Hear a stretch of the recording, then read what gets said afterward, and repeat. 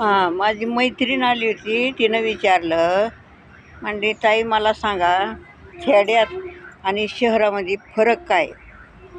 मग तिला सांगितलं, म्हणलं बाई गं, खेडेगावात कसं गाईची पूजा करते, गाय दारात असते, तिला नैवेद्य देते, कोण रोज देतं, कोण कधी बी देतं, सणावाराला देतं.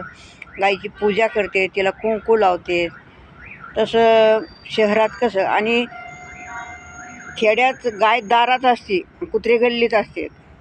आणि शह श शहरात काय असते, कुत्रे गाडीत, फोर व्हीलरमध्ये त्यांना शॅम्पू लावून आंघोळ घालायची, गाडीत एशीमध्ये त्या कुत्र्याला बसवायचं, आणि गाय कचऱ्याच्या ढिगाऱ्यावर.